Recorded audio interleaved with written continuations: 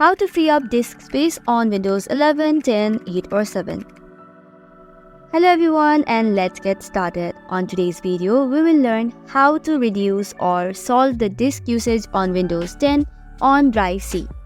So first of all, head over to your File Explorer and then click on Windows C.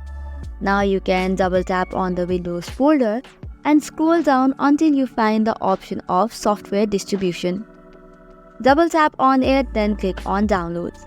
Now you can select all by pressing Ctrl+A and then you can delete it by clicking on Shift+Delete. This way all these temporary files will be permanently deleted. For the next solution, you can cross the File Explorer and this time you have to right click and open Run tab. On the Run tab, you can press in or type WS Reset, which will reset and clear all the cache that is on your disk. This way you'll be able to clear it as well.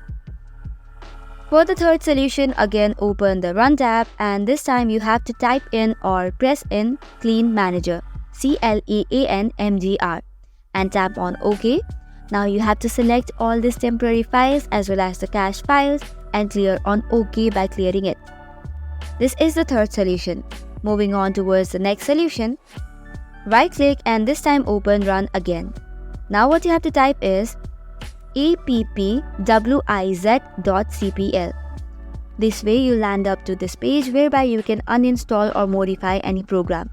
You can select the programs that is consuming much of the space and then uninstall it just by right clicking on it and clicking on uninstall. Similarly, for the next step, what you can do is open the File Explorer and you can see various sections such as Documents, Downloads and such other things. You can tap on Downloads, click on Sort button and then tap on More and then choose on Size. Now you can see that what application or program is taking much of the space and you can uninstall it as well. So this were some of the solutions that can help you in the disk usage. For more such contents, do not forget to hit the like and subscribe button.